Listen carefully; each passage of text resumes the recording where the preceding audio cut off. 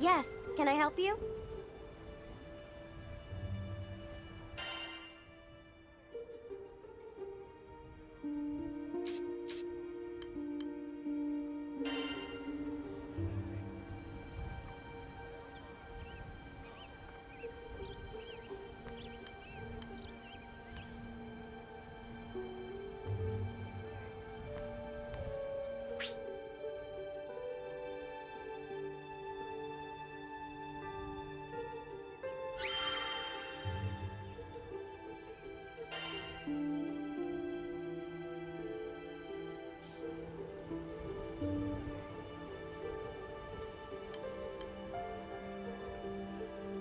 Right.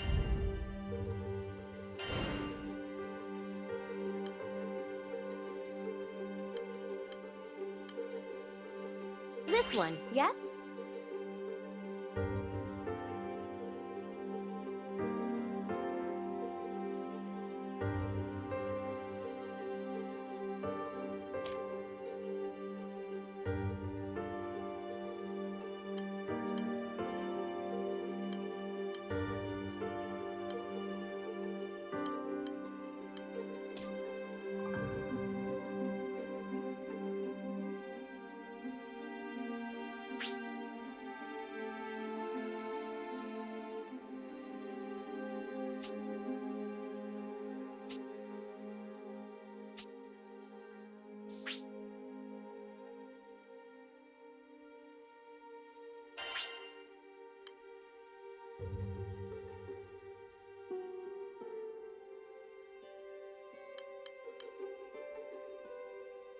Good luck out there.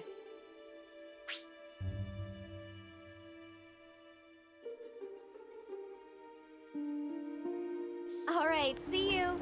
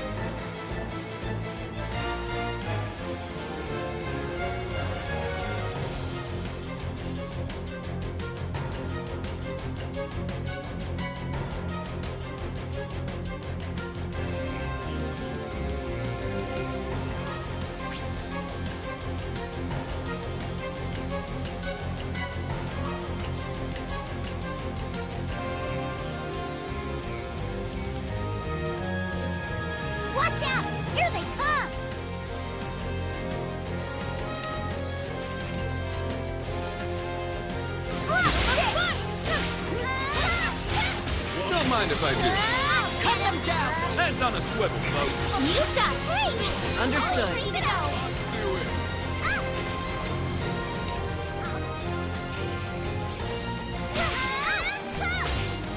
Follow my lead! Go on for deep! Intended lands! Do it! Take that! They just keep coming! But we'll show them who's boss! Straight through. Roger. We're sitting pretty. I'll always be by your side. Dragon Ray! Let's let it down. It looks like there's still more of them. I'm not liking the look of this, but don't let it intimidate ya. Oh, yeah. Taste the blood. Mike's already won. Follow it. All over for you, goons! Is it just me, or are you getting stronger every day? Shucks. Cat and mouse. All together. Understood. Got it! Come on, look alive. Right. I won't lose focus. I'm impressed. We got this. All support. That all you got? After you! Gotta keep it up! Looks like we got a second to catch our breath before things heat up again. I'm not liking the look of this, but don't let it intimidate ya. Armor break! Playtime. All right. Follow through. Time to save the day! This means Nice! Sure thing. Let's keep it up. Indeed. Let's keep it up. It's working.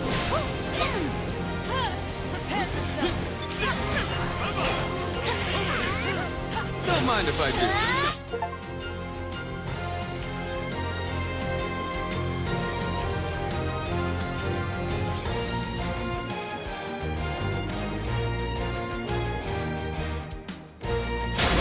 Cook this turkey! Got it. Fight! Just finish up! Nowhere to hide!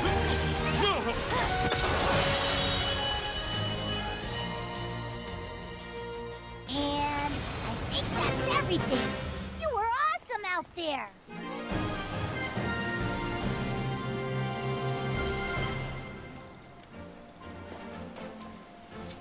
Ha!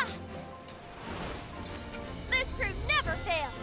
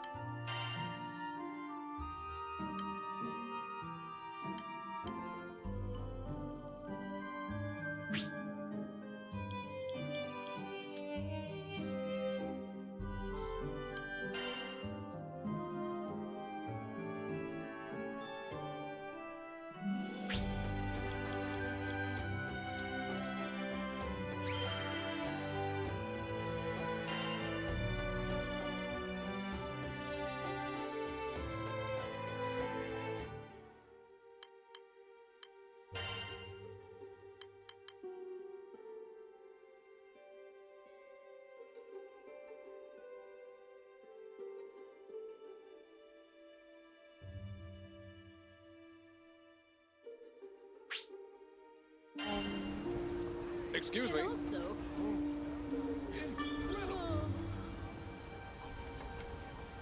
Yes. Oh dear.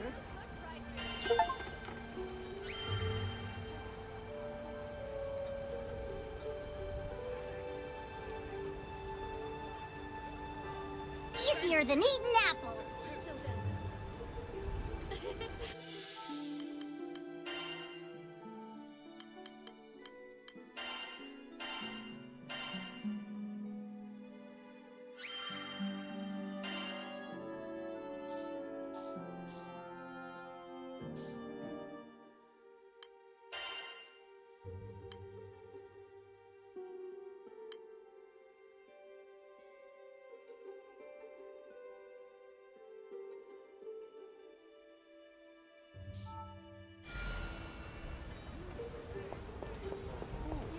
What?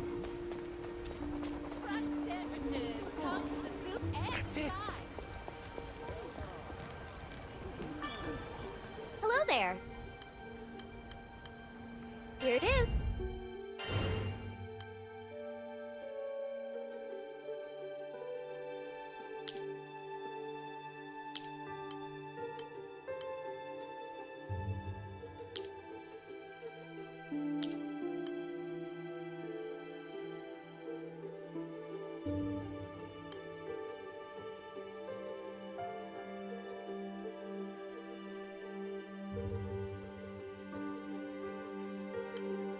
This one, yes?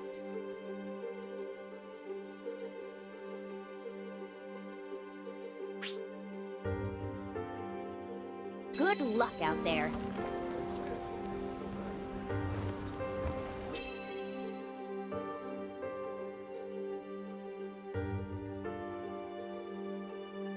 Got lunch specials, good food, good prices.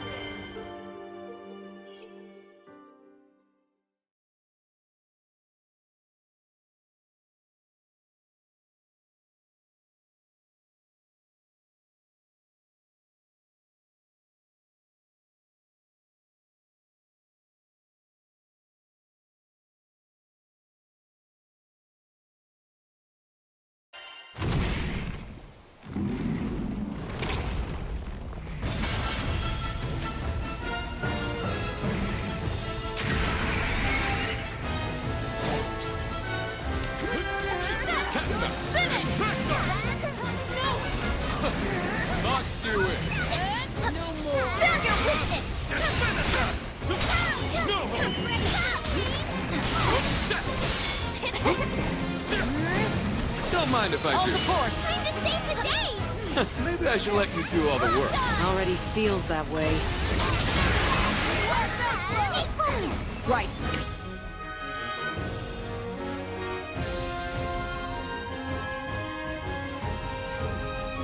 Scout for any large attacks.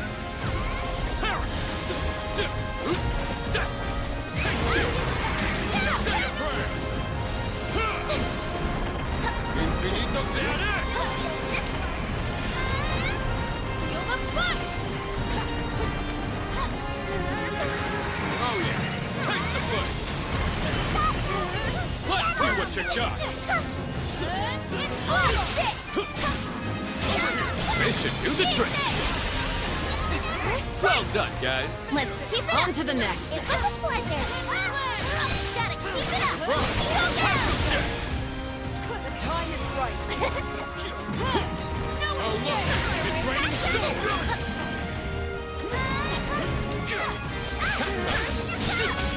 Let's go! Miss me! Tear them apart! Arriba!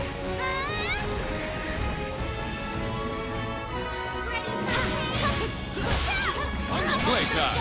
Out of my way! I'll get him! Better keep our head in the game. Got it! I'm all focused! Look out, guys! Understood. I'm done holding back. Nowhere to hide. Fight!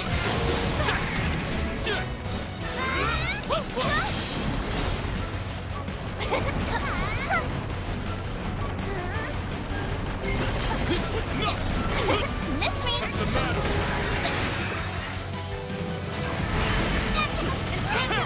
Well done. Watch out! Let's spank that sucker.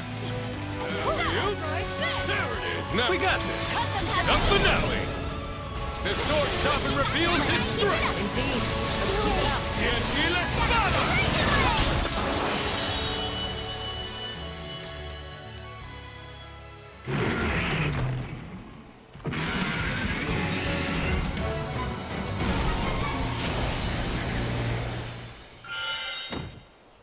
It's over already? Boy, you're on a roll.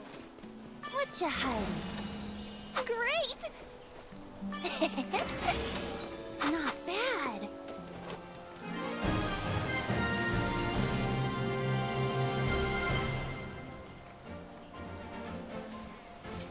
To the end of the skies! To Estalucia!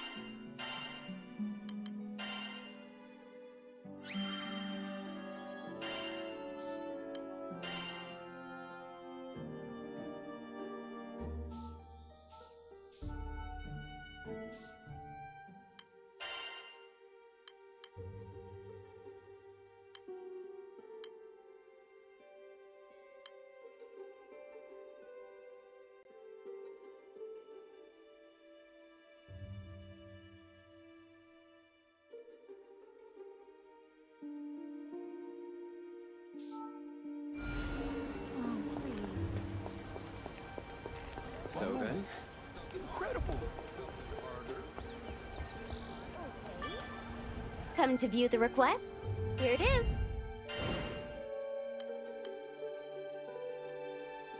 Would you take this one?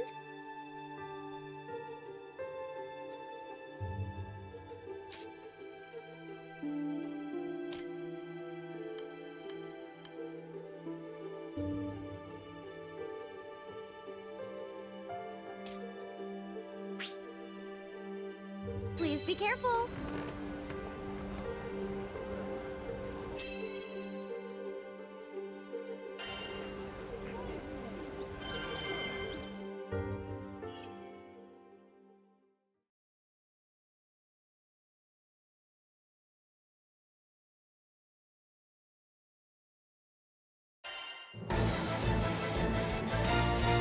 Yeah!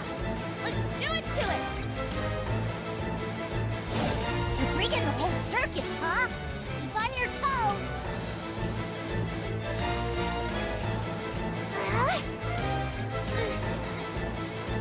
Here we go. Yikes! The circus is alive! I need to go all out. Box you in.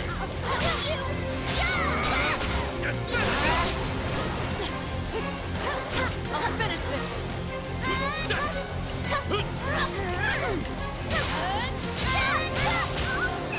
Enchanted land. Spineless. I think we're good here. Let's move to the next spot. Where's that came from?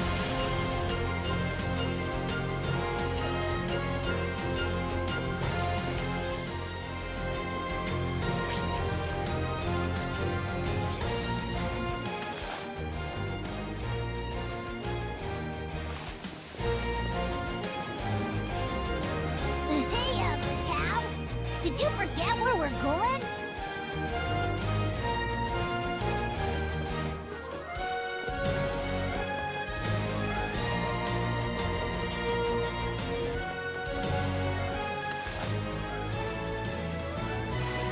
They just keep coming!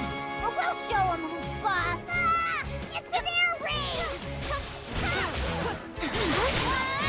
Oh yeah. Taste the blood. Infinito Creator. Alley-oop.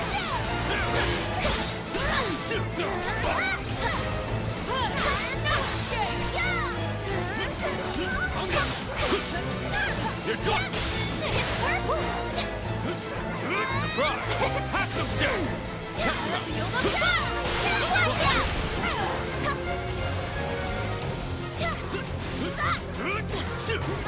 Over here.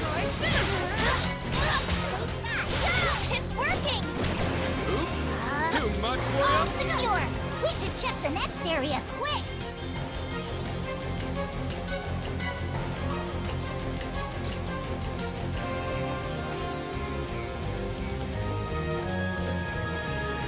They just keep coming! But we'll show them who's boss! Enchanted land. Armor break! Here it comes. Prepare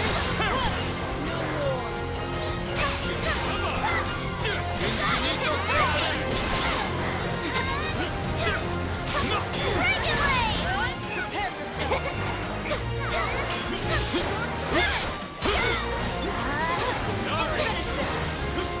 No.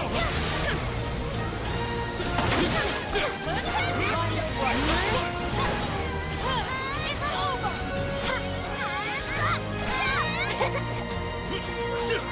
Ungo. Over here. Tear them apart. Amigo, Infinito Creator.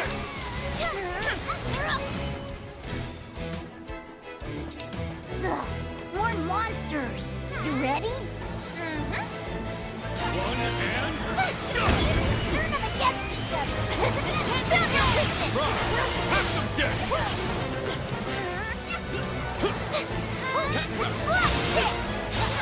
What's the matter? It's working!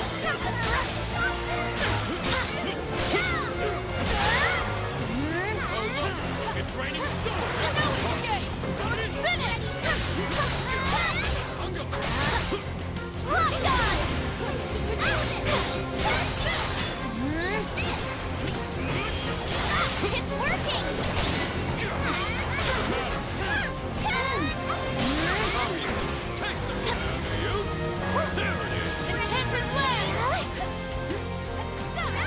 Armor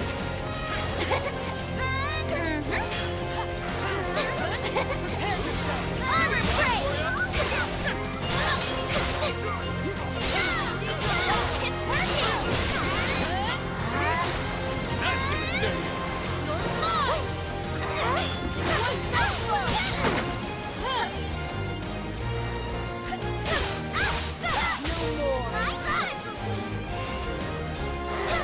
Oh yeah. Take the foot.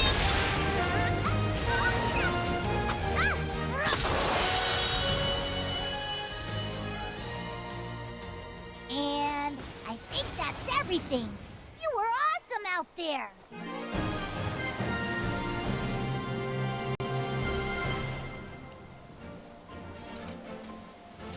That worked out? Just like always.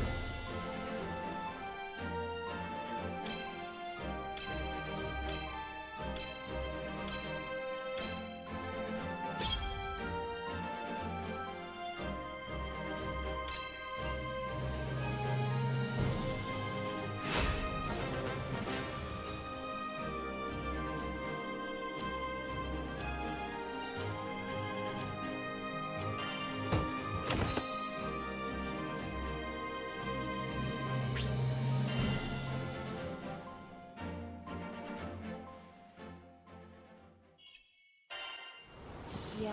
All right, we've got lunch specials.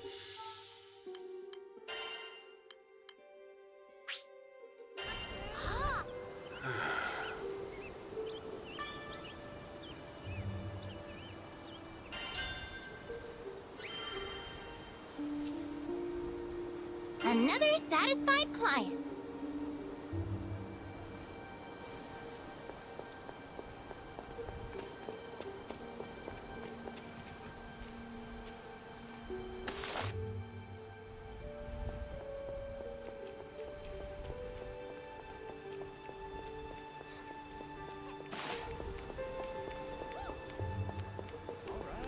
So then,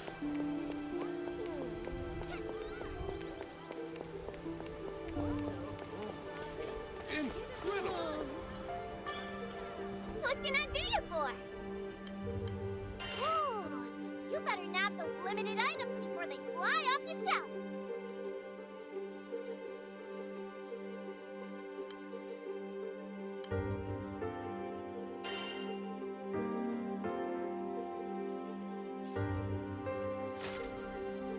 Appreciate the support.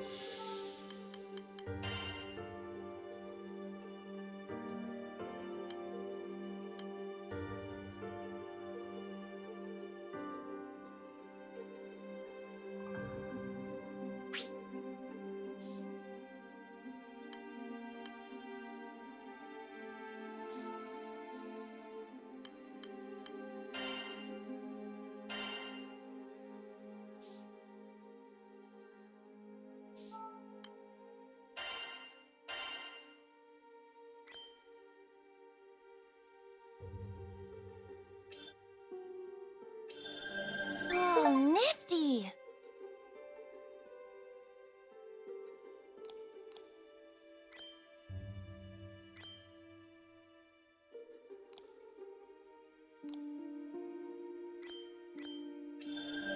Ready for action.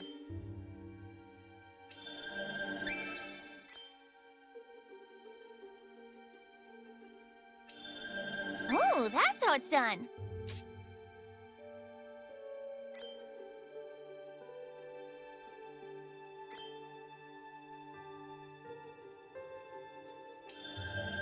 I love learning new stuff.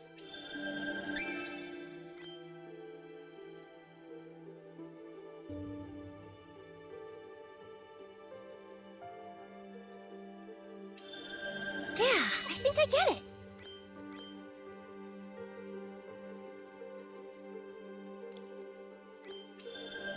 Good stuff.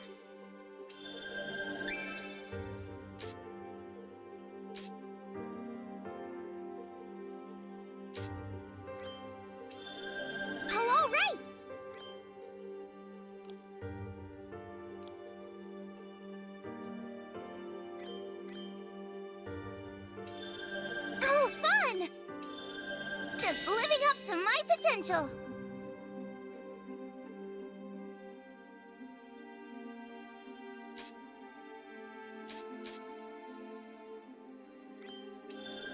Huh.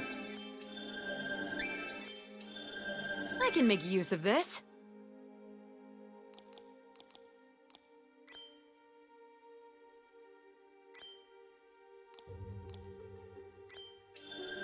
Interesting.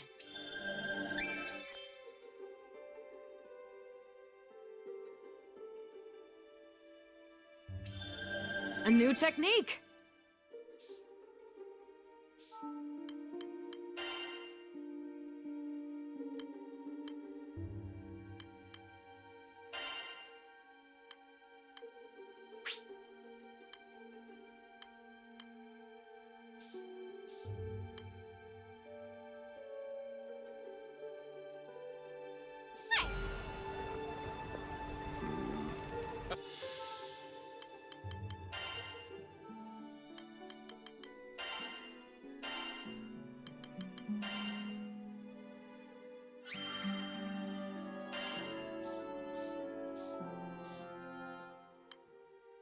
So done. Fresh sandwiches. Come for the soup and the sauce. Come to view the requests? Here it is.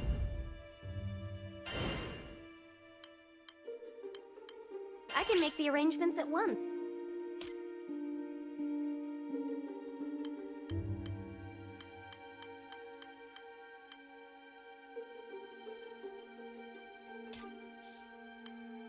Would you take this one?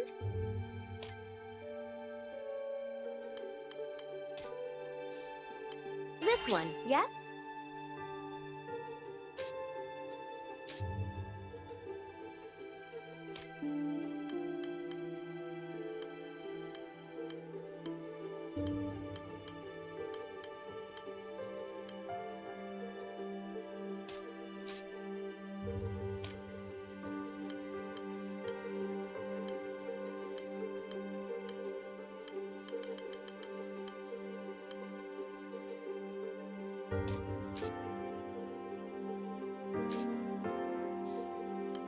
I can make the arrangements at once. This one, yes?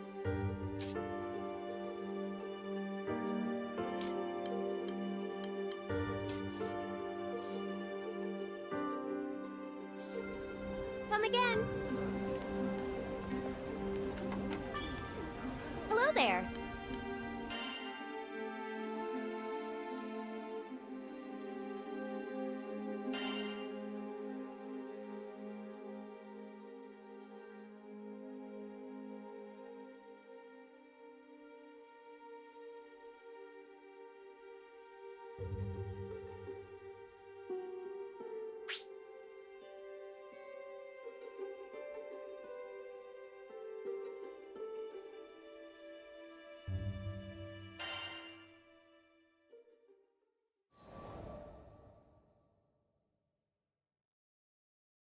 Our adventure began with a strange light falling over my home island of Zinkenstill.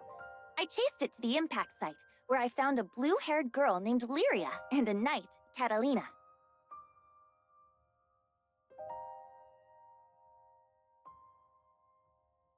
The girl was shaken, and pretty soon I learned the reason why. She was on the run from Erste Empire soldiers. I knew an unfair fight when I saw one, so I stepped up to protect Lyria from those overbearing jerks. Catalina and I fended them off well enough, but when their backs were in the corner, they released a fire-breathing hydra. It charged me, sending me flying into the tree line. Moments away from death, all I could think about was Dad. He'd been the one who trained me, and he'd done a great job, but, well, who expects their daughter to get attacked by a five-headed horror? He was going to be devastated.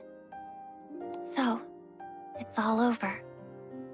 Just as I began to sink into darkness, a gentle light enveloped my body. Lyria, wreathed by a mystical halo, was floating above me with her hand outstretched. She explained that she was going to merge our life forces. Fortunately, it worked. From that moment forward, Lyria and I would be inextricably linked. Looking into her blue eyes, I knew I had nothing to fear. Not even death itself. 2 people, 1 life. A greater whole. Lyria had taken a huge risk to save me. Now, if one of us got hit with a fatal blow, it was curtains for both. And that thought awakened in me a desperate hunger for survival. For life. The next moment, Lyria and I felt this reverberation of power. A torrent of emotion rushing from me had awakened something. Darkness and flames swirled around us, coalescing into a massive dragon, Bahamut. With him on our side, we made short work of the Imperial Hydra. Now that their trump card had been blasted into oblivion, the Imperial Army had no choice but to run. Sometimes I wonder what would have happened if I hadn't chased that light. No Lyria, no lifelink, no adventure. Yeesh, I probably wouldn't even have set foot off of Zinkenstill. Fate's a funny thing, isn't it? Since meeting Lyria, we've seen our fair share of joy and happiness, and pain and suffering.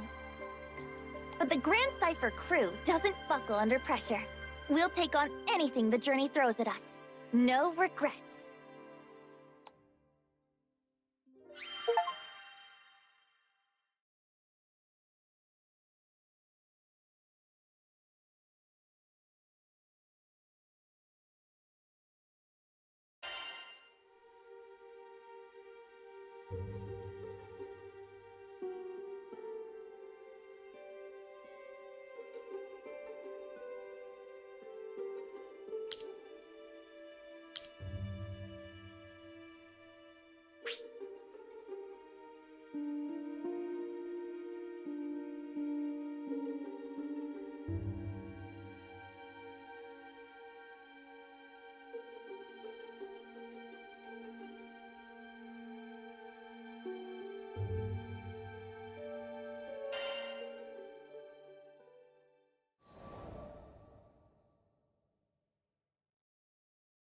Now, where was I?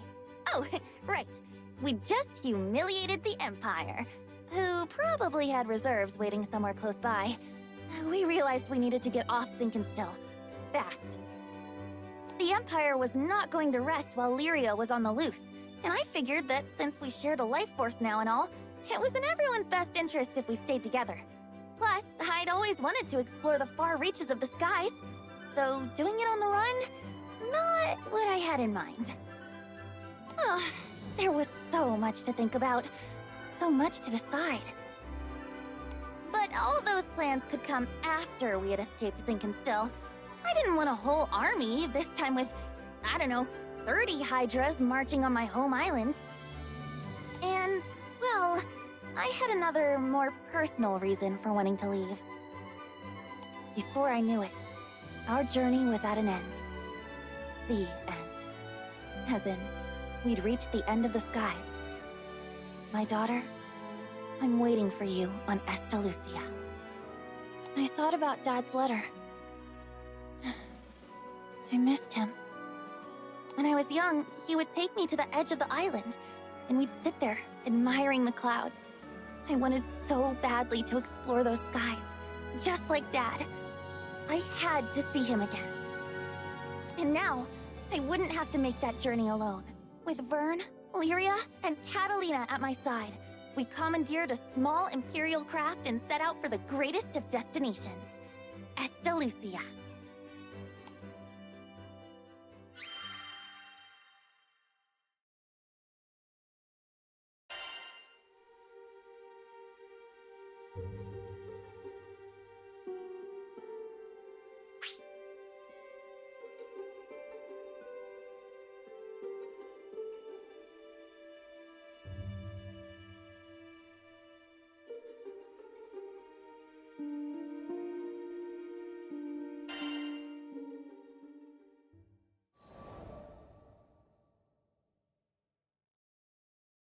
From the moment we left Zinkenstill, our adventures were hectic to say the least.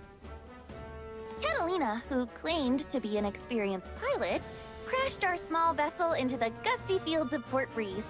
But we quickly pulled ourselves together and found a new ally, and helpsman, in the form of Rackham. Since then, we gained more and more allies, and no matter what obstacle we faced, the crew always worked in tandem to find a solution. It's all thanks to their support that I've made it this far. And what a wild ride it's been! I had never set foot off of Zinkenstill, but now I can't even count the number of islands we've saved, let alone visited. Sure, being a roving band of heroes is difficult, but it's got its perks. New faces, new places, and a whole airship's worth of fun. Who could pass this life up? Anyhoodle, we've just begun the next chapter of our adventure. We discovered another piece of the sky map, which led us to Zegagrande. Yeah, a whole new Skydom. Just imagine the danger, the promise. But I knew it was going to be fine. Just another set of memories to add to our ever-growing collection. I hope you're ready, Zegagrande, 'cause here we come!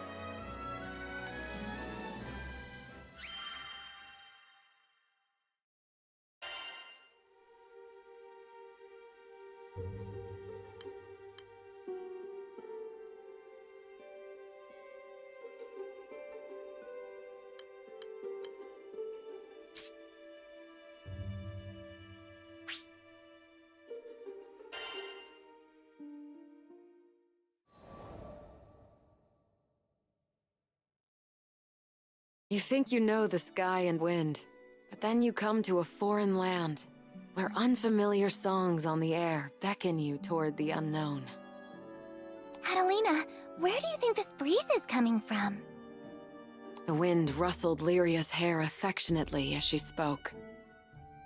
From somewhere far, far away. Much time has passed since Lyria and I escaped from the Erste Empire and met the captain in the woods of Zinkenstill. I found myself thankful that the sky has no limit, because no matter how many journeys I've made at her side, there will always be more to look forward to.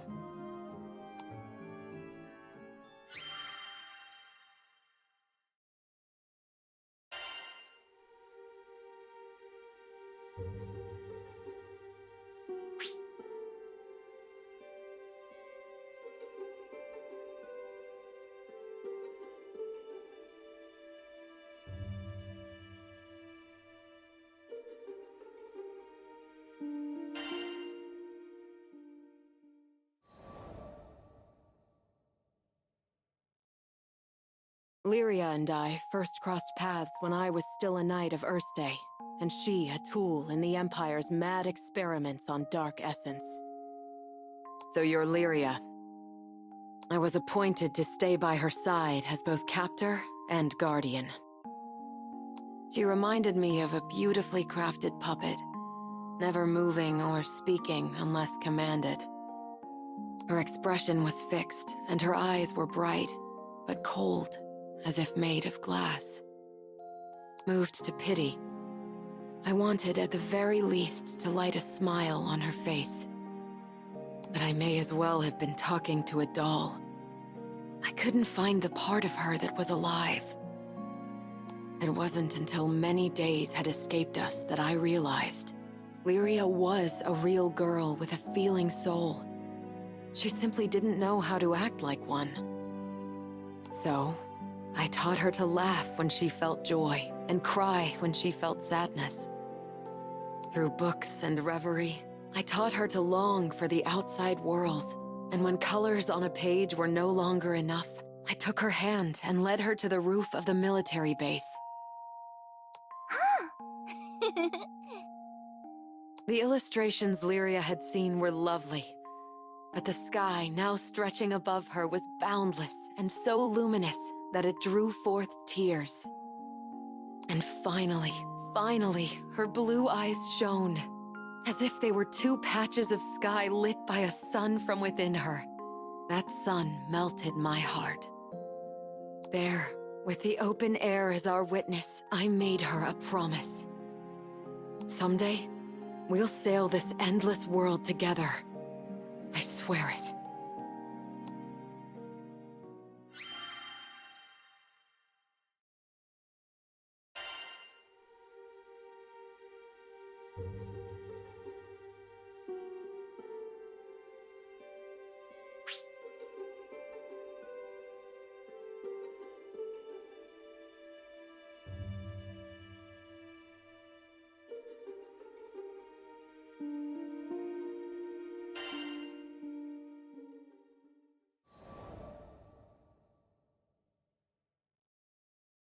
As the bond between us grew, so did the cruelty of the experiments they performed on Lyria. Lyria doesn't belong here. No living creature does. The shining empire I served now became to me a place clouded by doubt. Day after day, a battle raged within me, between the knight loyal to her flag and the guardian who wanted to set a sad girl free. Then, one day, a memory of Lyria's response on the roof broke through like a clear ray of light. Really? You'll show me this endless world? I had made a vow. There was no more question where my allegiance lay. I took her hand once again. This time, not to simply gaze at the sky, but to leap into it. And I did it for myself, as much as I did it for her.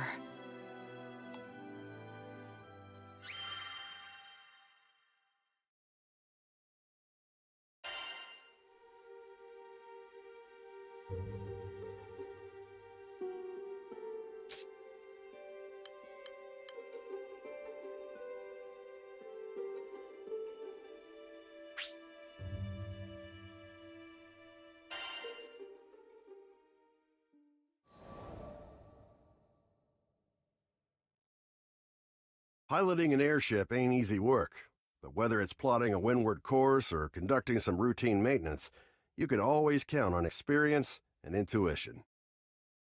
Ha! Just a little further! Finally, the Grand Cipher broke through the nebulous shadows and turbulent winds of the Grim Basin, and to greet us on the other end was our reward, the brilliant clear blue. It was a panoramic azure, dappled by silver-white clouds and gleaming from the light of a new day. Always an exhilarating sight to behold. Judging by the cries of celebration starting to spread across the deck, I took it my crewmates would agree. Damn, who'd have ever thought a young dreamer from Port Breeze would make it all the way out to these skies? The Grand Cipher and I, we'd gone through thick and thin together. It's a long story, but it all started on that fateful day I met the captain. I haven't looked back since. Right then, landing maintenance. Fuel stores, full. Engine, all clear. We were ready to disembark into the unknown. What awaited us in the Zegagrande Skydom? As uneasy as I was, I couldn't help but feel a teensy bit giddy with excitement.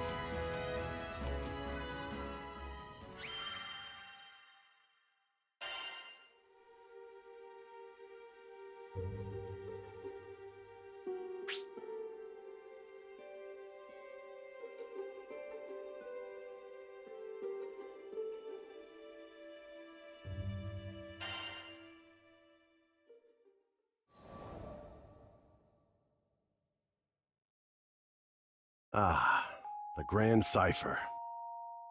Ever since I found her abandoned behind a cliff, it was love at first sight. I was just a kid, but I had lofty dreams of repairing that ramshackle airship and taking her to the skies. Back then, I didn't know the difference between a porthole and port side, but I was determined. I dove into books bigger than my head, and I learned basic airship repair, helmsmanship, the whole kit and caboodle. After a ton of elbow grease, the day had come. The Grand Cipher was finally ready for a test flight. I still remember how my hands trembled as I grabbed the rudder. And wouldn't you know it, she actually lifted off the ground for me. Nothing quite like watching your first love take to the skies, is there? But before I could take it all in, my dreams came crashing down. I mean, literally. The Grand Cipher sunk like a damn meteor. 100 different things could have caused it, but that didn't matter. Years of work went kaput in the blink of an eye. Betrayed by the very skies I longed for, I was crushed. Looking back now, it sounds stupid, I know, but it really felt like I had nothing to live for. I put all my hopes into that hunk of scrap. Laugh if you want, but some pits are too deep to crawl out of, especially when you look up for freedom and all you see is the expansive crystal blue of your tormentor. Don't worry, my pity party wouldn't last for too much longer. You see, my dreams had crashed like a meteor. But ironically enough, it was the meteoric rise of the Erste Empire that would bring the captain into my life. Salvation was on the horizon.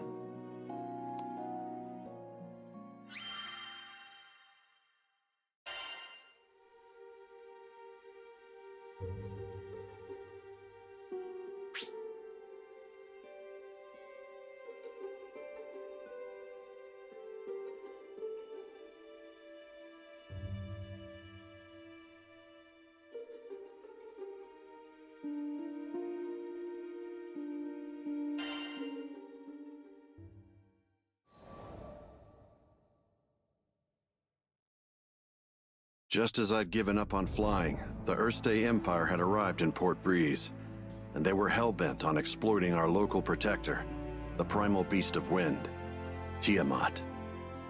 Their twisted machinations caused her to go on a rampage. Port Breeze was in peril. Fortunately, we had an ace up our sleeve, Lyria. Thing is, Lyria needed to get close to Tiamat, which meant we had to go up, and to go up, we needed to fly. I thought I'd already closed that chapter of my life when the skies betrayed me, but lives were on the line. Quick, get on the Grand Cipher! I don't know what got into me. She fell once before. Hell, I knew she might fall again. Nothing like a healthy fear of death to keep you grounded, eh? But the people of Port Breeze and my new crewmates had entrusted their fates to my piloting skills. My own fear was insignificant. All I needed to do was trust myself too. It's a damn shame it took me this long. But I'm back now, and ready to face the skies if you'll have me. As the Grand Cipher's engine purred to life, I knew I would no longer be encumbered by fear. I gripped the mast with pride as I set our course directly above to the rampaging Tiamat. Lyria quelled the primal beast, and catastrophe had been averted. Not to mention, I could finally dream again. Ever since that day, I've been the helmsman for the Grand Cipher and its crew. It's been one hell of a ride. I've since formed a pact with good old Tiamat and made amends with the shipwright primal who built the Grand Cipher, Noah. So, Zegagrande Skydom might be uncharted territory, but my role remains the same. See our crew arrive safely, no matter the destination. And that includes Estalucia. Some folks might call reaching the end of the skies an impossible dream, but I ain't too worried. With the Grand Cipher as our wings, anything's possible.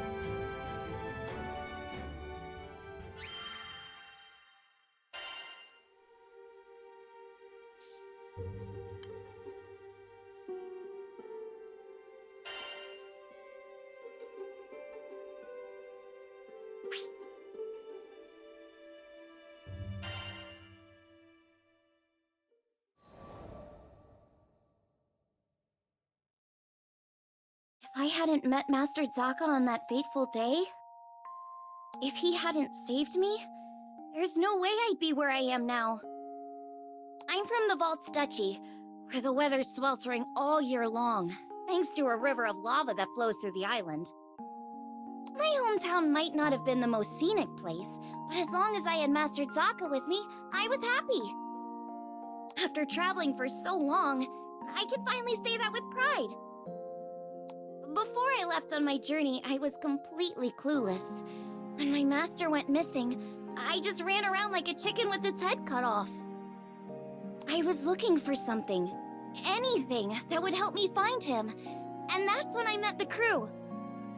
The reason behind his disappearance turned out to be even worse than I could have imagined. The Earthstate Empire had driven him out of his mind. They had manipulated him into awakening the primal beast that had lain dormant beneath the ground, Colossus.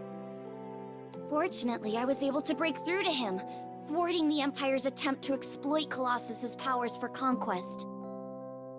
I learned that they were doing all sorts of horrible things, even to their own people, in order to achieve their goals.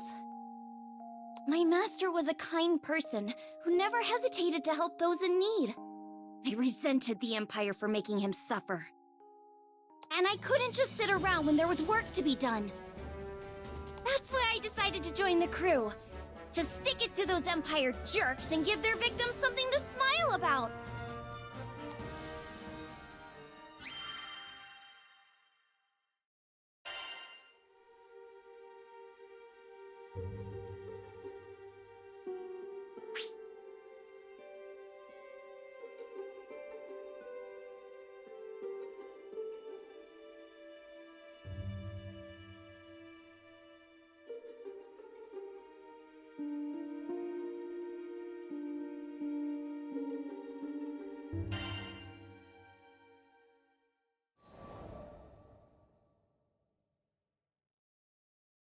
A few years before I met the crew, I lost my parents to an epidemic. I mourned their deaths for who knows how long. I could barely even bring myself to face reality each morning. With no living relatives in vaults, I was like a ship adrift at sea. I had nowhere to go and nowhere to belong. Until one day, my master reached out his hand to me. I was so depressed I just kept staring at the ground. That gentle smile never left his face as he asked me, "Why do you look so sad?" There was something in his voice that made me look up. When I did, a beautiful bouquet of flowers appeared in his hand, seemingly out of thin air. I had no idea how he'd done it, but I knew it must have been some kind of parlor trick. But he insisted it was magic. What a goofball, right? Saying that when he can use real magic. But it was just the magic I needed at that moment.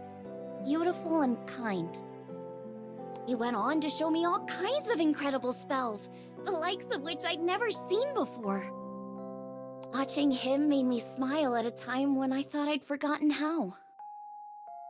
My master would always say that magic exists to make people happy.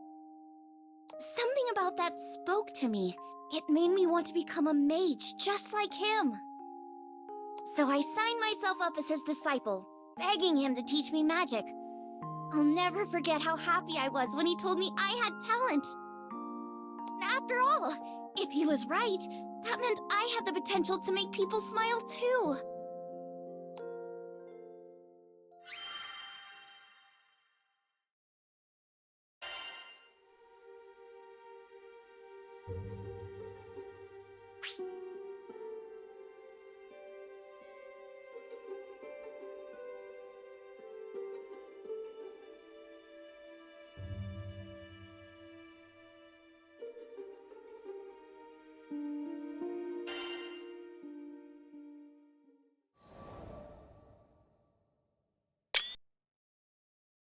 One day, shortly after I joined the crew, I suddenly lost the ability to use magic. No matter how many times I tried casting a spell, nothing happened. I had no clue what to do. The rest of the crew thought Master Zaka might have the answers I needed, so we set sail for vaults. It'd been forever since I'd been back home. My master was thrilled to see how much I'd grown. I opened my mouth to ask him about my problem, but when I saw how happy he looked, I just couldn't bring myself to do it. I'd promised him that I'd come back as a great mage, but there I was, unable to cast even a single spell. The last thing I wanted was for him to be disappointed in me. Around that time, an epidemic returned to vaults, the same disease that had claimed the lives of my parents. Wanting to keep it from spreading any further, my master headed to the clinic to speak with the people who'd been infected. But he ended up getting sick too. The source of the epidemic turned out to be an evil spirit that revealed itself to us right there in the clinic. I immediately confronted it. That rotten creature had already taken my parents from me. I wasn't gonna let it take anyone else. Determined to make it pay, I raised my staff, but nothing happened. I'll never forget how it felt to watch, helplessly, as my parents' killer got away. The crew gave chase, but I continued to stand where I was. Without my magic, I didn't see the point. I'd just end up getting in the way. All I could do was watch as my masters suffered, withering away. Nothing had changed since the last time. But you know, it wasn't all bad. In search of a solution to my magic loss at the local library, I happened to come across a beautiful golden staff, one left to me by my mother. That's when Master Zaka revealed that my mother had been a mage too. On the verge of tears, I clenched my staff tightly in frustration. My beloved home and master were being threatened by a disease-spreading spirit, and there was nothing I could do to stop it. Just as I began feeling completely hopeless, the staff began to glow. Somehow I could feel it encouraging me, empowering me. So what if I couldn't use magic? Surely there were other ways to help everyone. Unable to stand around doing nothing any longer, I ran off to find the crew. When I finally tracked them down, they'd already been rendered powerless by the disease. That left me as the only person who could fight. There wasn't a second to lose. It was that moment when I decided I was done running away. I'd promised myself a long time ago that I was going to use my magic to make people happy. Filled with newfound resolve, I heard a voice coming from the staff. Mom? Is that you? The voice told me to visualize the power flowing through me. As I did, I could feel magic welling up inside me, flooding out from deep within. With my mom's help, I was able to defeat the evil spirit. As soon as it was gone, light erupted from my staff. I turned to see the rest of the crew climbing to their feet, their symptoms gone. The power spread through the entire island of Altstucci, eliminating the disease and bringing smiles back to the people. Things were a little touch and go there for a while, but in the end, everyone pulled through, and I've been able to use my magic without any issue ever since. I just know it's because my mom is watching over me through my staff. Thanks to her, I can keep traveling with the crew, using the staff she left me to bring out more smiles along the way.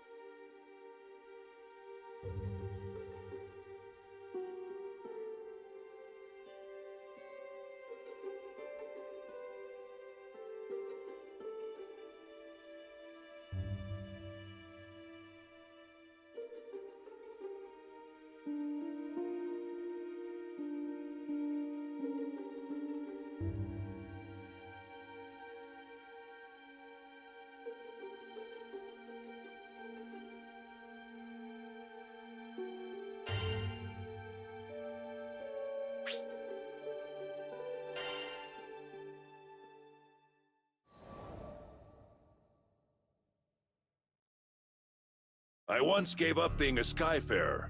Also, I could take up arms to protect my home island, Auguste. Man, she was special.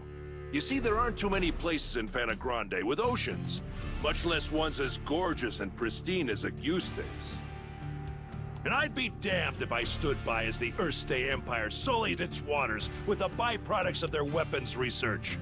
It goes without saying that I enlisted. Good thing, too, because it was in the midst of the ensuing war that I met the Grand Cipher crew. They helped us, the local mercenaries, I mean, take a stand against those Imperial punks. It wasn't a picnic, but we weren't gonna go down without a fight.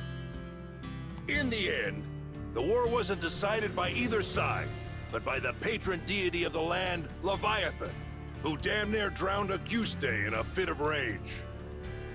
Anybody's troubles would have seemed small compared to a battle like that, huh? Well, not long after, as if irony was waiting to bite me on the ass, my estranged daughter showed up out of the blue. I know what you're thinking. What kind of parent wouldn't rejoice at seeing their child again? But it's complicated, and it's all my fault. Man, the way Apollonia looked at me, like a wolf staring down her bunny-eared breakfast. I couldn't face her. But this crew, there was something about their vitality, you know? Here were these young'uns standing against impossible odds and coming out stronger for it. Maybe if this old man took good notes, he could eventually have an honest conversation with his own baby girl. So, I asked to join the crew and took up a life of skyfaring once again. The next time my daughter and I met, I wouldn't let fear and regret keep me from moving forward.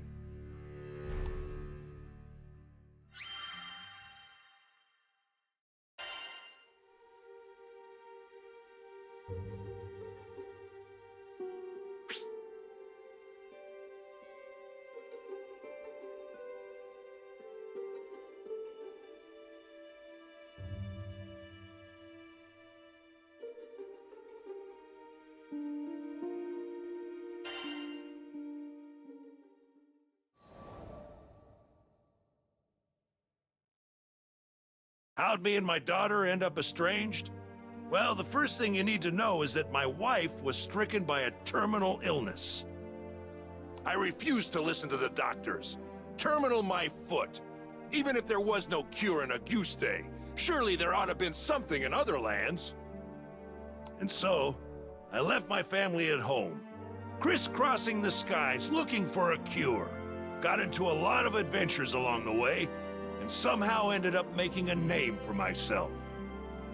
But no matter how far and wide I traveled, the cure eluded me. And while I was away, my wife, she breathed her last. I wasn't there for her when she needed me most. I never even got the chance to say goodbye. Regret and self-loathing crashed over me in never-ending waves, threatening to pull me under. You can't even begin to imagine the pain. And there was nothing I could do about it. It was all my fault. My daughter spent countless days looking after her sick mother, fighting off fear and dread. It's not hard to imagine why she hates me. She must have asked herself time and again, why was her father gallivanting across the skies while his family suffered? By the time I finally came home, she was long gone. There were no other relatives to turn to. The only family she'd known was no more. All I could do was stand, dazed and helpless, in the cold, empty shell of the home we'd made.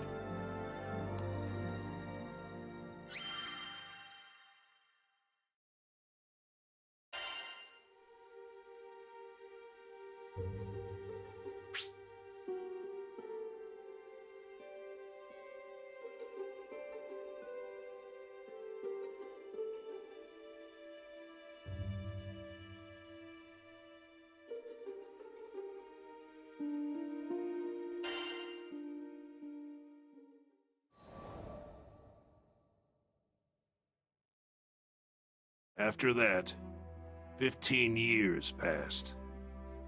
I met the captain, and through my travels with the crew, reunited with my daughter. This might surprise you, but we didn't have a tearful, touching father-daughter reunion the second time around either. I spent so long telling myself that the next time we met, I'd face up to my past. But when the moment came, I froze. What could I possibly say or do for her as a father, after all this time? Any courage I'd mustered withered in the face of her scorn, and I was left standing there, feeling like an old bastard. Sometime after this heartwarming reunion, I bonded with Leviathan, and through our link, saw glimpses of what lay in my daughter's heart. I thought I had escaped all those painful memories, but here they were.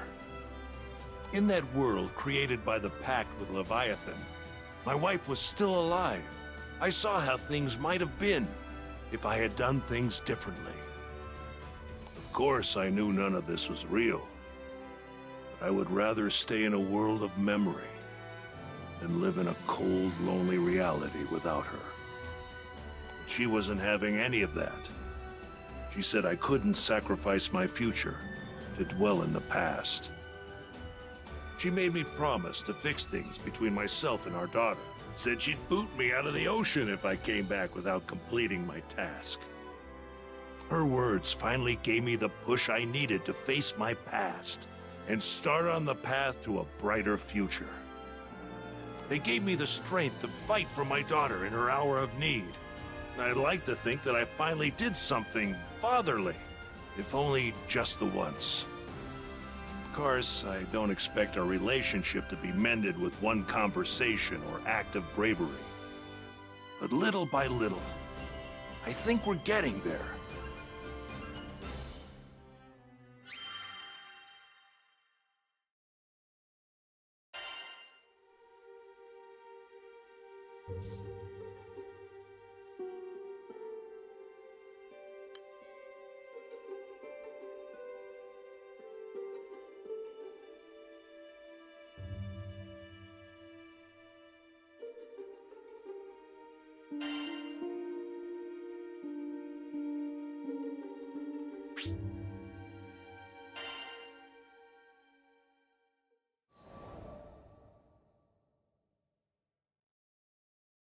Zegagrande, the forgotten Skydom.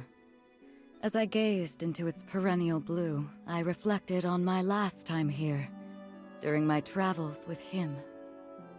My memories of this place were distant, yet unforgettable. Have you been here before, Rosetta? Hmm? Perhaps I have. Who can say? Eventually, I'll share my tales of the Captain's father and our journey together. When the time is ripe, of course. But first, I would need to sort through my own emotions. It was here in these skies that we would eventually part. I know. In the eyes of eternity, our time together lasted no longer than a blink. Yet his impact on me felt nothing short of eternal. Indeed, it wasn't nostalgia that I felt upon revisiting these skies. Rather, it was the significance of this place, and all that transpired here, that weighed heavily upon my heart.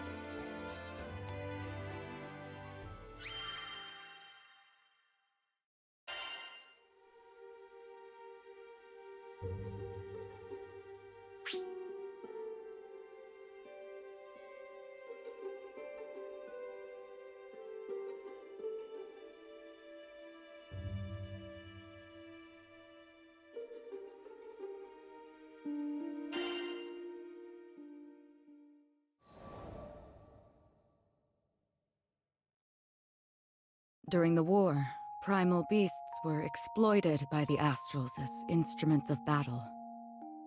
Withered and faded, one primal would eventually drift to Lumacier Archipelago, making a home for herself. Over time, she grew accustomed to the comforts of its forests and the serenity they offered.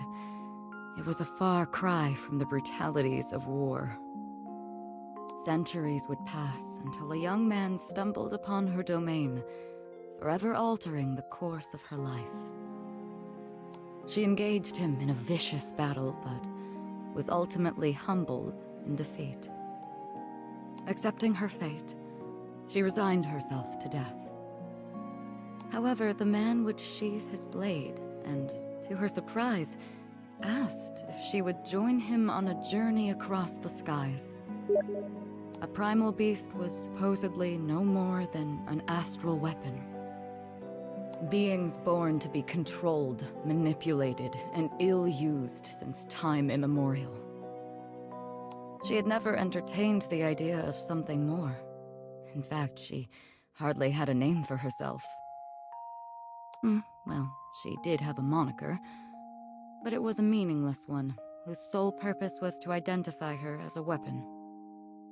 Perhaps out of pity, perhaps out of kindness, the man bestowed upon her a new name.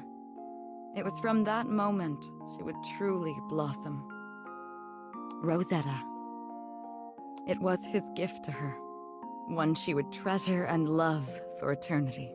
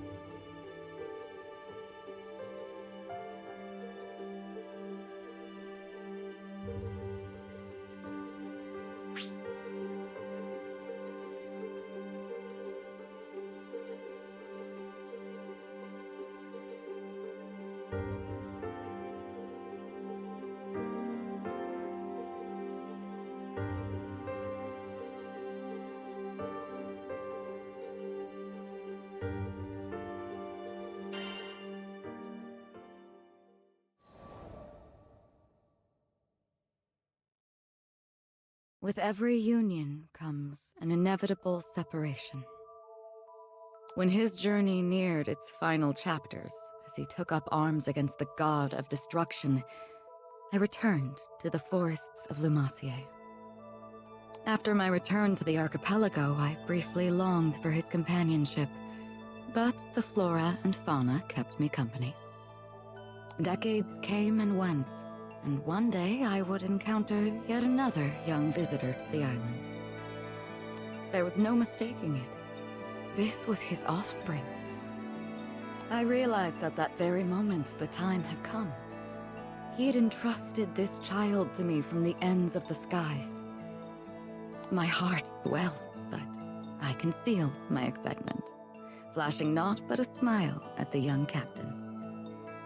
I would join the up-and-coming Skyfarers crew on the Grand Cipher for another journey across the skies, this time as a bystander. During their travels, they would experience joys and triumphs, alongside loss and hardship. I continued to observe from afar, doing my best to obscure my true intentions. My roots were well planted in the past. Knowing what I knew, would I be able to act as a part of their crew in earnest? Before long, my ambivalence would come to a head. My convictions had begun to waver. Was this the right approach?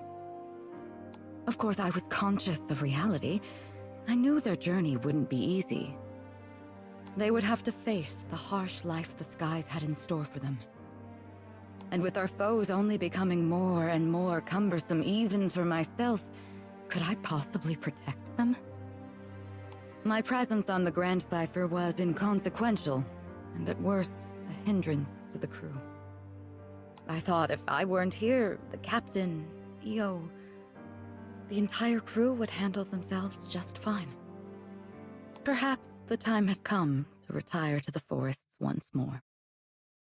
But as I was preparing to leave, Io grabbed my hand so sweetly, so innocently, and said she needed me to stay. I couldn't bring myself to abandon her. I would be the bystander no longer.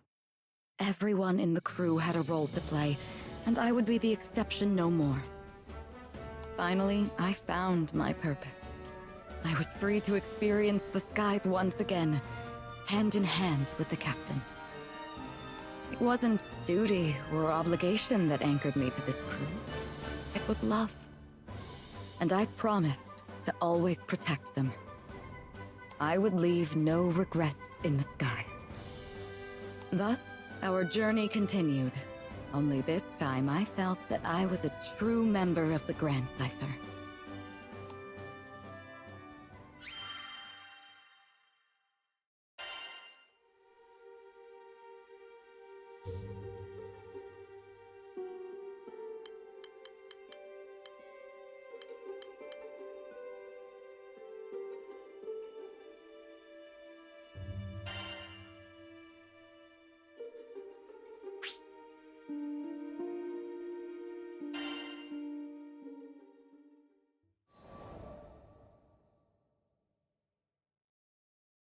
What does it mean to be the strongest? We've all wrestled with our inadequacies at one point or another. I know I have. Doesn't matter how old you are or where you come from. Everyone wants to be the top dog. So, what exactly does it take to reach the peak of Mount Awesome? Power, be it physical, economic, or political, is all about using the right leverage. Like a high-stakes game of rock, paper, scissors. For instance, you can't always outflex a sharp wit with muscles alone. Your environment plays an important role in shaping your strengths, too. A desert denizen shrugs off the heat, no sweat. A kid raised in the streets tends to be savvier than a child of privilege. As you can see, everyone thinks they know what strength is, but it isn't that cut and dry. Leave definitions to the dictionary. I prefer to follow my gut. What we need is a unified baseline predicated on common sense. Something along the lines of, being the strongest means never losing to anyone. Ever. And that's why the Eternals had to be created. So, we're a group of 10 who command the most powerful weapons in the skies. And I'm the big kahuna. That's right, the lovable Star Sword Sovereign. But you can just call me Sovan. Think of us as the bouncers of the Sky Realm. We roam the skies, staring down would-be troublemakers while wagging our fingers no. Look deep into your heart and ask yourself if you'd stoop to villainy under the watchful eyes of the world's strongest good guys. What? No, you wouldn't. Stop lying. It doesn't take a genius to figure out what happens when a stoppable force meets an immovable crew. Some have even accused us of being a mafia witch. I mean, that's just flat out disrespectful. Look, we never claimed we were perfect. There are more than enough nations and leaders out there who view our autonomy as a threat to their interests. Our plans have backfired on us before, leading to unnecessary animosity and resentment. Mistakes have definitely been made. Yet despite all that, and this is just between me and you, okay? Recruiting the world's biggest badasses sounded way too fun to pass up. I knew getting the strongest people in the world to gel wouldn't be easy. It was hard enough convincing them to join the team, let alone work as one. You win some, you lose some. Now I know what you're dying to ask. Whenever people gossip about us, they always feel the need to bring it up. So, let's get this out of the way and put the subject to bed. There can only be one who wears the crown of strongest eternal. Only one whose bravery and deeds are second to none. Possessed of both unparalleled martial power and wisdom. And great hair to boot. Now, who could that be, I wonder?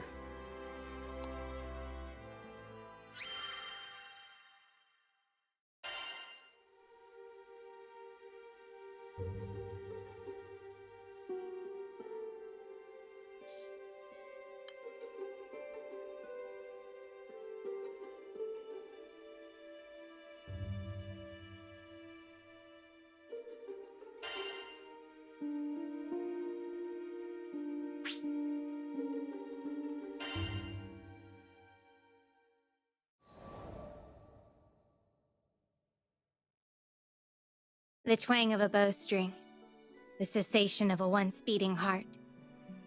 I knelt down quietly beside my prey and confirmed the absence of a pulse. There's no escaping the cold, ironclad law of this world, that the strong devour the weak to survive. Growing up in a backwater hunting village, the adults ingrained this irrefutable rule into our brains from the moment we could crawl. Memories of my childhood raced into my head as I wrestled the arrow from flesh and sinew. Back then, my friend and I would often trek into the perilous wilderness to compete for the largest catch. Although no records of our matches were ever kept, I can assure you that I never lost once. I had the sharpest eyes in the entire village, bar none. When I stood atop a mountain summit, not a single beast escaped my gaze. Yep, I sure was proud of my eyesight when I was a kid. Everyone in the village showered me with praise. They all agreed I was a natural-born hunter, a generational talent even. Now, I'm not going to lie. I might have let it go to my head a little. Before I realized it, my bonds with the villagers began to fray. My world, the village, felt suffocating. I took to hunting on my own as a means of improving my survival skills, to learn to be self-sufficient. Before long, I left the village behind. As someone who could pinpoint a pin in a sea of silver, the ends of the skies remained opaque to me. Oh, how I desired to know what lay beyond the shroud. I wanted to be able to see halfway around the world from where I stood. Was that so weird? Striding into my first real city was a moment unlike any other. Where did all the people come from? While my mouth feasted on savory delights, my eyes took in the vivid sights. Like a pup opening her eyes for the first time, I was flooded with wonder. What a mess of nerves and excitement I must have been. For the better part of a week, I worked tirelessly to blend in with the crowd. Couldn't let anyone find out I was a country bumpkin. The transition was seamless. I even established quite a few friendships.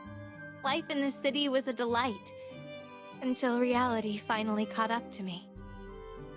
One day, a colossal beast broke past the city gates. In an instant, I fired my bow with the goal of taking one life to save many. With nary a twitch, the interloper went down in a silent heap, my arrow protruding from the center of its brow. It was so quiet I thought time had stopped. None dared breathe, let alone speak. Suddenly, the entire square erupted with cheers and applause. For the first time since my arrival, I wasn't simply another face in the crowd. Riding the high, I instinctively went about field dressing the kill, right in front of everyone. Can you blame me? Its meat and hide would have made such fabulous gifts for the city folk. Oh, I was so naive back then. You can take the girl out of the country, but you can't take the country out of the girl. The warm reception I had won turned absolutely frosty. From the moment I made the first incision, I realized my faux pas, but it was already too late. Friends with whom I'd stayed up many a night swapping stories over food and drink instantly severed ties with me, and began to gossip behind my back. In the blink of an eye, I'd lost everything. That was the day I received my first bitter taste of isolation.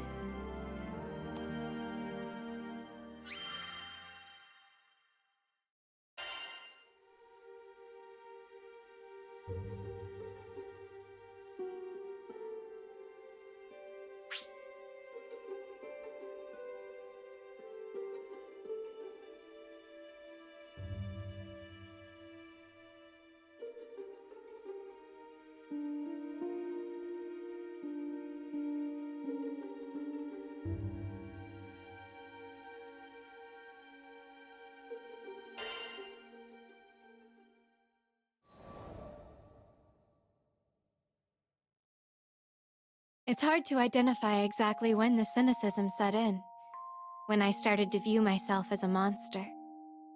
Things are so much simpler when you're a kid. I was happy as the village's top archer, and that was that. Then I stepped outside my little bubble and was never the same again. From the new locales I visited to the strange beasts I shot down, every new experience filled me with ever-growing doubt. I questioned if there was anyone in the Sky Realm capable of matching my marksmanship. I was still proud of my hunting prowess, but the prospect of standing alone at the top left me feeling conflicted. When you're the best of the best with zero competition, who else can you relate to? The thought of total isolation terrified me the most. At times, my yearning for camaraderie bordered on the obsessive. It wasn't like I had to find a rival who was my equal in skill. I just wanted to meet someone who saw me for who I was. There had to be at least one person out there I could confide in, share my secrets with. Sadly, most folks I met on my travels took one look at my freak talents and refused to give me the time of day. Some were kind enough to at least pretend to like me. We'd spend time together, sharing pleasantries and laughs. I nearly fell into the trap of believing I was normal, until the fear hiding in their eyes betrayed the truth. These people stared back at me like cornered animals fearing a predator who was merely playing with her food. I began to blame myself, and grew too afraid to even give them a passing hello. Then, I finally met someone who genuinely understood what I was going through. Her name was Silva. She was a master sniper in her own right, and didn't give two hoots that I wasn't normal. We did everything as best friends. Eating out, shopping, the works. Whew, the bags of rubies I must have spent. Now, I'd been burned before, but this time things were going to be different. When will I learn not to get my hopes up? You see, Silva was hired for this routine bodyguard gig. Nothing fancy. But it all fell apart when suddenly her VIP came under attack from a horde of monsters. I saw the ambush unfold from leagues away, and without a second thought drew back my bowstring again and again. As the last of the brutes fell from my arrows, Silva stood trembling amid the carnage, her mouth agape. "She's a monster," my supposed friend uttered. Of course, I couldn't hear her words over such a vast distance, but I read it on her lips, clear as day. I'd been called that countless times by countless people. The words should have held no power over me, but this time it had hit differently, coming from someone I considered to be my first best friend. From that day on, we pretty much drifted apart. But I guess fate had other plans for us. When I joined the captain on their travels, I was shocked to learn that the woman I'd been trying so hard to avoid was also part of the crew. Silva and I finally sat down and had a heart-to-heart to clear the air. And wouldn't you know it, both of us were guilty of misjudging the other, and of acting like babies. Silva apologized for what she had said on that fateful day, even though it was totally my fault for jumping to conclusions. Hearing my first real friend speak from the heart brought me to tears. I think it was at that point when I realized I wasn't alone anymore. There was someone else standing right beside me. Someone I could rely on through thick and thin. The monster who had been sentenced to a life of isolation was at long last free of her prison.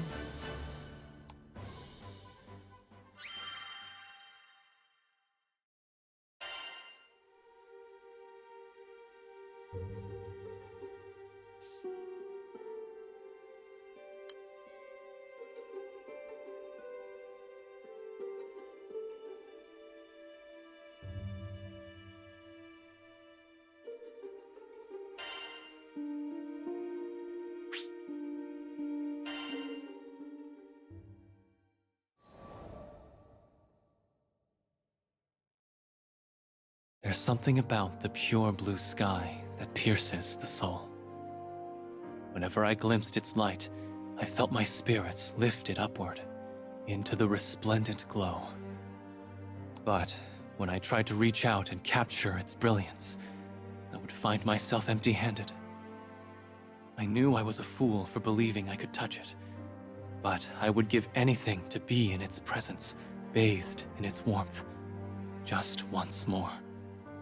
How I detested that radiance, a light I shunned, rejected, and despised, and above all, yearned for. Is it irrational to both loathe and cherish something? My emotions had been in disarray, driving me towards madness. But to understand what led to that incongruity, I need to start from the beginning.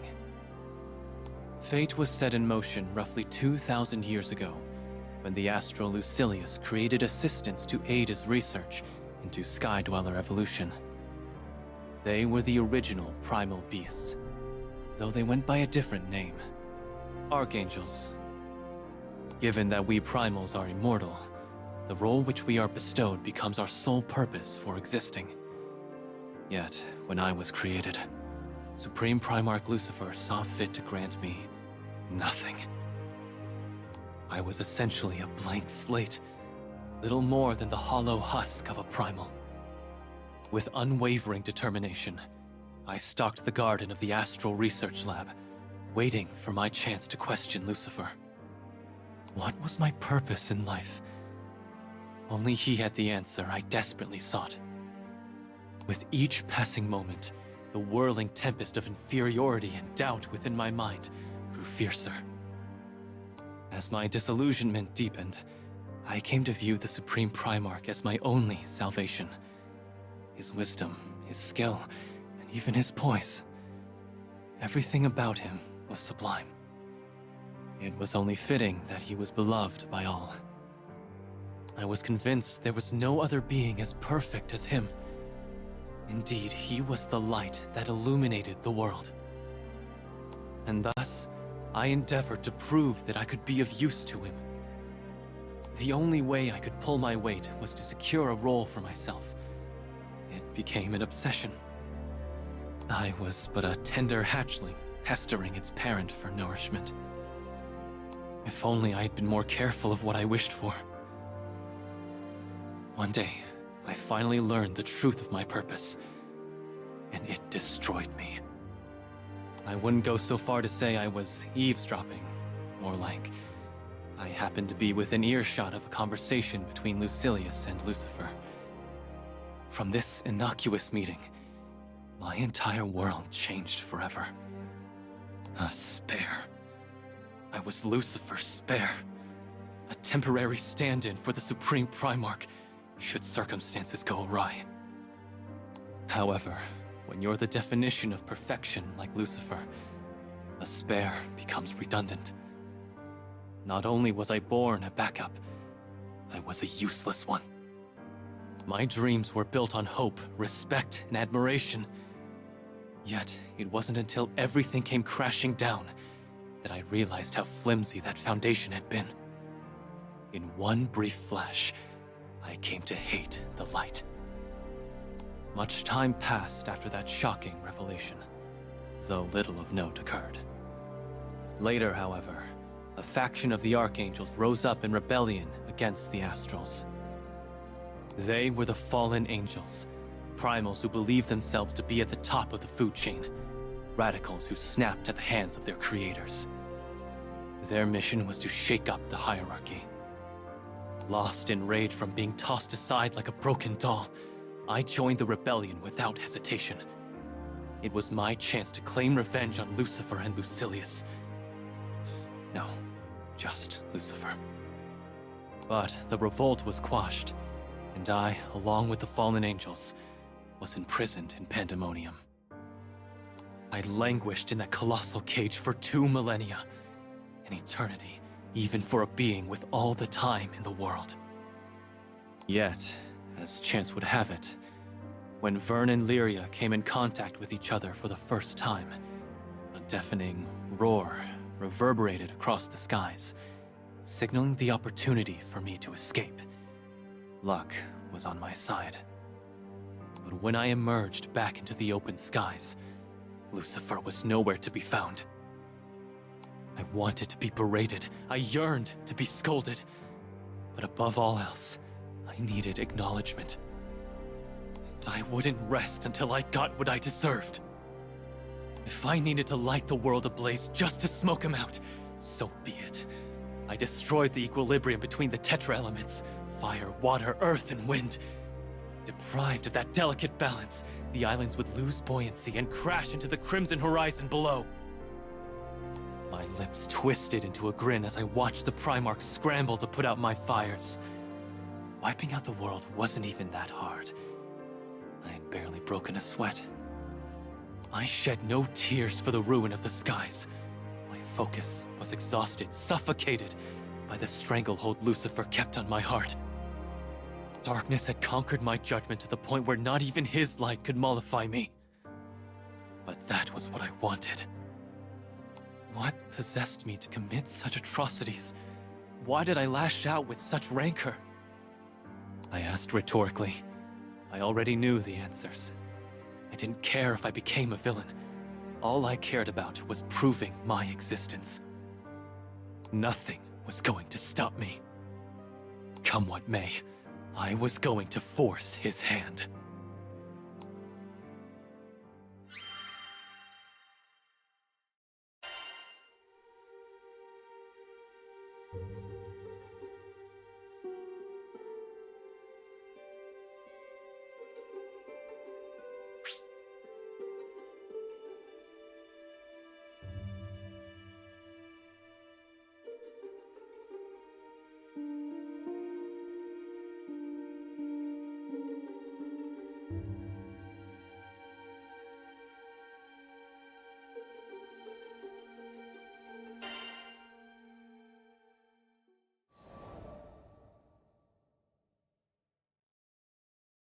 I chose to believe there was a method to my madness.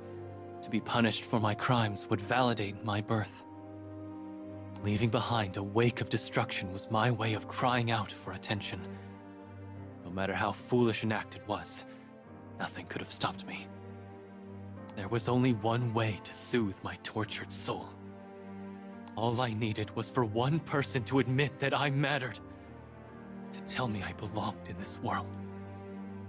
In the end, it was the captain and crew who thwarted my realm-raising intentions. My plan to sow havoc and turmoil in the skies by releasing the fallen angels from Pandemonium never stood a chance. Perhaps I should have seen my failure coming. Nothing got past Lucifer. His stringent vigil over Pandemonium prevented the sky's impending doom. He appeared before me in my time of defeat.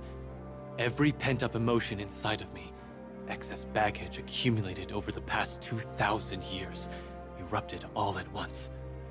Grief from feeling worthless, misery from being ignored, despair from everlasting rejection. Everything that had transpired was his fault. Hate me, destroy me, punish me, I begged. But Lucifer did not see fit to play my game. Instead, he accepted full responsibility for my crimes. No, it wasn't supposed to end that way. I wasn't interested in clemency. I sought to beget calamity in order to be struck down by the Supreme Primarch's own hand. Were he to forgive my transgressions, my hatred for the light over these past centuries would have been for naught. To my dismay, the punishment I desired never came.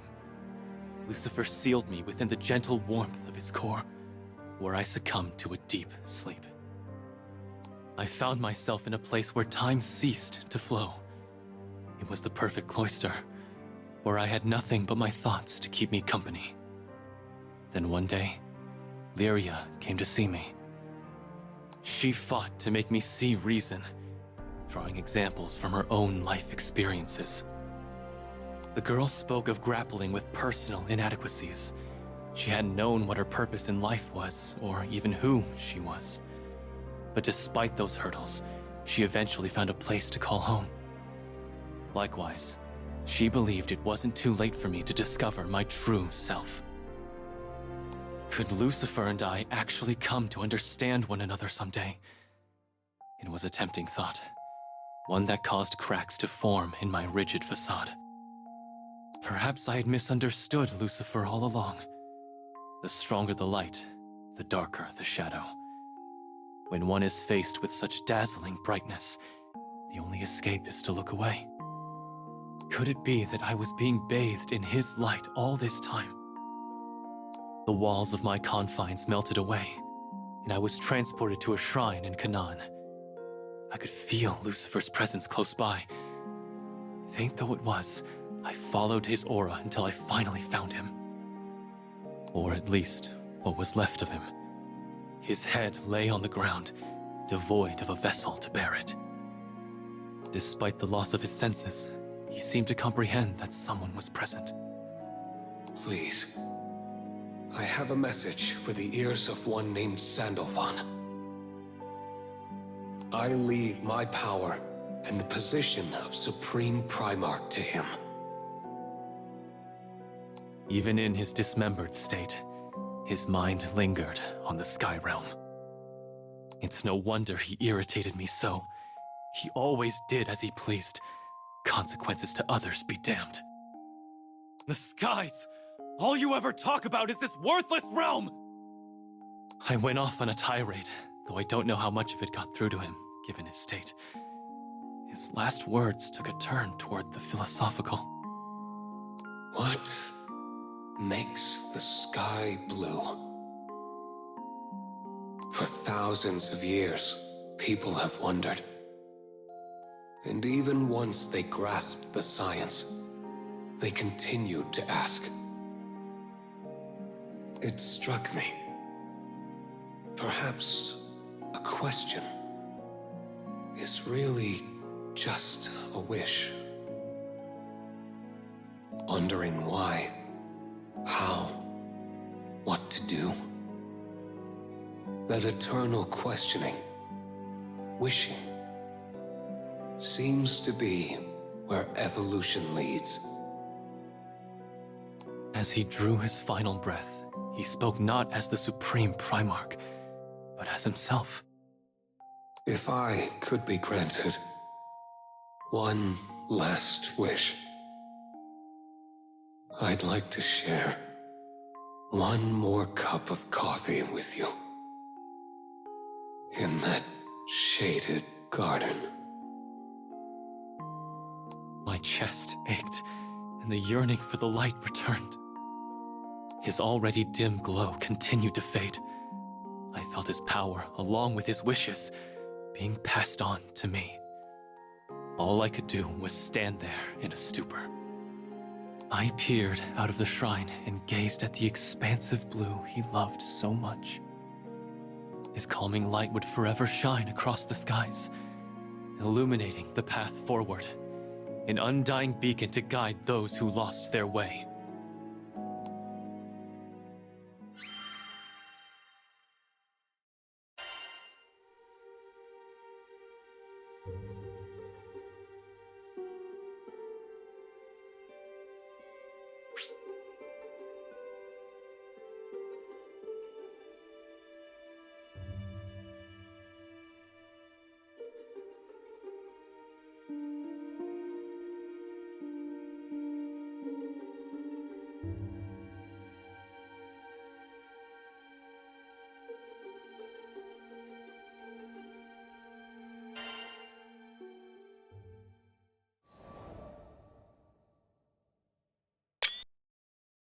Disaster never seems to sleep.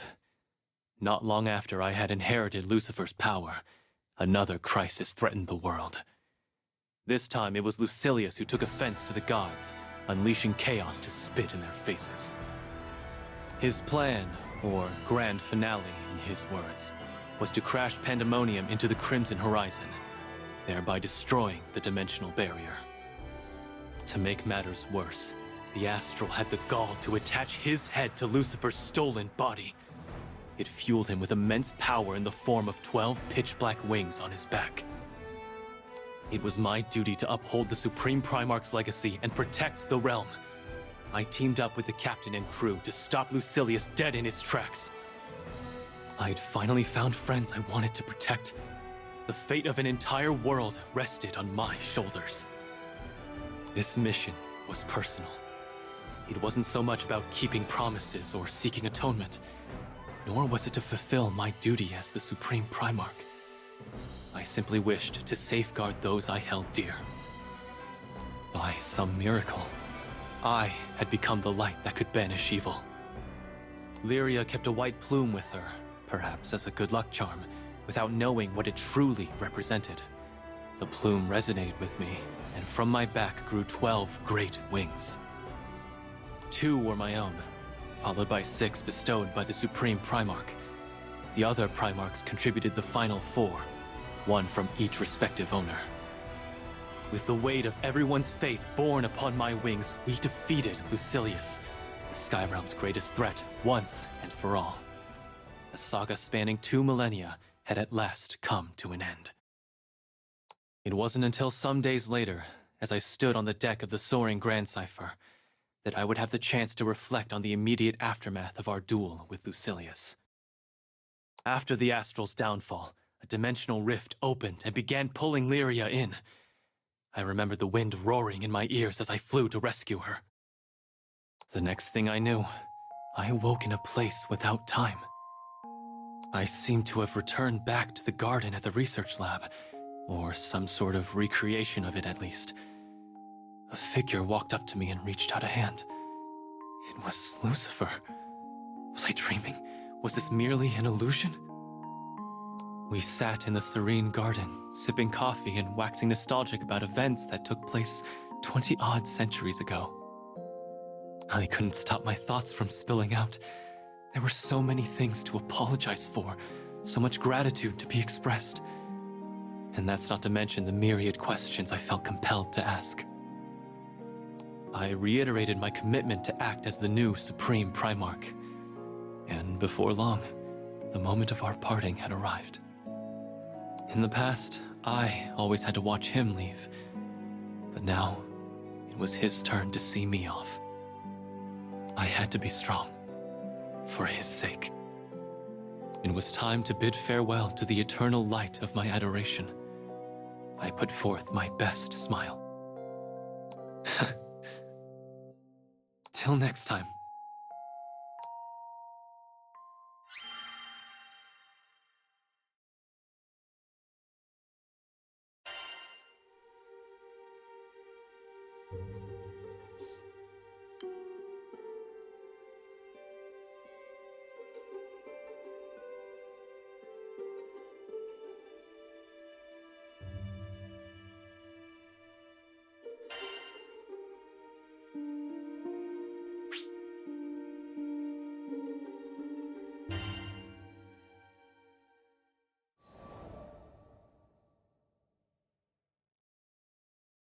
Again came the comments, as if a knife in my back would make them feel better. As if they needed to paint the world red with my pain. Hey, Frau! Looking gorgeous like always. I wish I had your complexion. Life would be so much easier. You sure? She attracts creeps like nobody's business. A little beauty's not worth having a fan club of degenerates. I went to the flower field on the outskirts of the village for solace. But, yeah. No matter how hard I tried to forget their attacks, it felt like their malice had already seeped its way into my heart. It had always been like this. somehow, some way, the blame would always fall upon my shoulders. Of course you're involved again, Frau. Just because you're pretty doesn't mean you can do whatever you want. Yeah. Every single time there's a breakup in town, you're right there. Homewrecker. Thing is, I had been civil, courteous even. But still, they hurled their heartless accusations at me. It was all I could do to keep my own dark emotions at bay. Why bear such pain? Why force yourself to smile? Grasp our gift, and your problems will cease. Shut up. Get out of my head. It was fine. I didn't need them to understand me, or even love me. I cared about everyone, and that was all that mattered. But no matter what I did, all I got in return was malice and unwanted attention, lustful eyes and envious stares. All of these emotions forced on me for as long as I could remember. All of these problems focused on me for as long as I was around. The cheating and fighting, the insults and propositions, all of it was because I attracted too much attention? All because I was too pretty? What could I even do about it? I just wanted to fit in, to see everyone smile. I've always wanted that from the bottom of my heart, so I pushed myself to be good to everyone. But I guess the world wasn't nice enough to reciprocate in kind. Some would show me jealousy, some irritation. Even the rare display of sympathy was a phony act to take advantage of me. What did I do? I was only trying to be nice. Was that really so confusing? Can one girl really be to blame for everything? No way. My parents supported me. At first. Mom, Dad. I remember them trying so hard to defend me. But the amount of insults and advances had become too great for even them to repel. By the time I realized something was amiss, they were ignoring me, as if that would make their problems go away too. And just like that, I lost the only comfortable space I had ever known. Why did it happen like this? Why are these skies so full of malice? Frau, poor thing. You look like you want to cry. A soft voice called to me. I looked up to see my best friend, a sunny smile plastered on her face, reaching down to help me stand. She was the only one who believed in me. She was the only one I could believe in. Rios? How long have you been there? Come on, Frau, cheer up. I'm only happy when you're happy, and you're not yourself when you're gloomy. Or did you get into some crazy trouble not even your best friend can fix? No, it's fine. I'm fine. Thanks. And it would be fine. The whole world could attack me, but as long as Rios was by my side, I could still find the strength to smile. She was the only one who saw me as an equal. She was the only one who I could entrust with my heart. Come on, Frau. Let's get going. She took my hand. I wondered where she would take me that day. It didn't matter. When we were together, it never mattered. She was a pure stream, washing clear the poison that had taken root in my heart.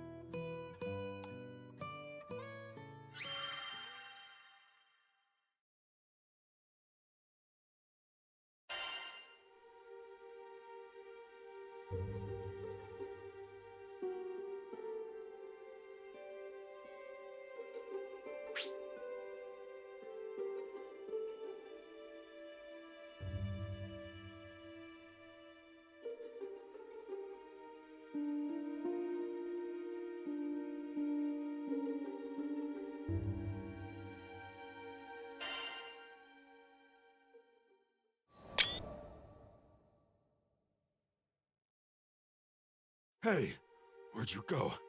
Wait up! Catcalls, as frequent as they were bothersome. I stopped in my tracks, knowing nothing good was going to come from dealing with yet another oaf. Actually, I knew this bastard. He'd laid it on pretty thick in the past. Well, that's an understatement. He tried to force himself on me, but I fought him off. Knowing our history, I turned back to keep an eye on him. Sure enough, a few guys from his ugly cohort were standing at his side. I tempered my voice as I called back. Can I help you? Hey, don't be so defensive. I wanted to apologize for last time. I, didn't know how strong you were. Whether it was guilt or raw instinct, he knew I was fuming behind my smile. He raised his hands to show he meant no harm. Okay, great. So did you need me, or? Actually, I do need a favor. He stumbled as he explained. His gang's hideout had been infested with monsters. Could have gone to the local guard instead of bothering me. Yeah, okay, maybe they couldn't. These guys probably had their hands in all kinds of dirt. Please, we need you. It's you or nobody. He actually got on his knees and begged. I've never been able to refuse someone in need, even slimy scum. Besides, maybe I could turn this into something positive. No matter how terrible a person treated me, in my heart of hearts, I just couldn't hate them. There were some truly kind people in my life after all, like Rios and my parents before they gave up. I loved them all. I really wanted to love them all. Maybe one day they would reciprocate my sentiment. But to make it there, I had to be the bigger person. And actually, I kind of liked being relied on. These guys were clearly going through something, and if I was the only one who could help... Fine, I'm all yours. Just like that, we were off to their hideout. It turned out to be an abandoned mine, already dilapidated with age. The chittering of monsters echoed through its halls, proving the gang hadn't been lying. So, why infest some dusty old tunnels? Hey, they make a fine den. So, you ready for business? We'll assist, of course. The men drew their weapons. They were going to... help me? That made me feel more motivated. I marched down the tunnels, ready to kick some major monster ass. After taking out a few pests, I got lost in my own thoughts. About how I had been born with some kind of innate light. How I shone so brightly, I cast a shadow on those around me. It's why I'd become strong. I had to. Without strength, I wouldn't have been able to protect myself from these monsters. Or, worse yet, from people like the men who hired me. Speaking of, they trailed behind me, busy twiddling their thumbs as I cleaned out the monsters one after another. This should be the last one. I sighed with relief as the toughest of the monsters fell. Job well done. What the actual hell? Right, let's head back. The words died in my throat as I saw the men step back even further. I braced myself, but damn it, I should have realized sooner. Out of the corner of my eye, I saw a man pull a lever. I tried to leap away, but I couldn't find purchase on the crumbling ground. A pit trap. An obvious pit trap. Ha! We got her, boys! No way you're climbing out of that hole! He was ecstatic, peering down at me from above. Seriously? Why double-cross me? Sorry, it's just business. They said you caused too much trouble. At least he had shown his true colors now, But he should have known better. They all should have known better. I was blinded by fury. Everyone and everything could get bent. Go on, cry for help! No one from the village comes to this abandoned mine anyway. Don't worry, we won't kill you. We'll come back in 2 or 3 days to check up on you. Give you some time to cool off. I had an innate light. It was a vitality that filled both my body and heart, and I could feel it burning. Even in the face of certain death, they could not dim my shine. Not after all I've been through. Huh! I kicked off from the ground, bounding from side to side of the pit walls until I had cleared the opening. Holy shit! No way! Hiya! One roundhouse kick later, and I had swept all those bastards into the pit themselves. After 2 or 3 days, I'll come check on ya. Give you some time to cool off. I left the mines with a smirk on my face, as a concert of protests echoed from the caverns behind. Of course, a few more steps, and there would be no more audience to appreciate the symphony.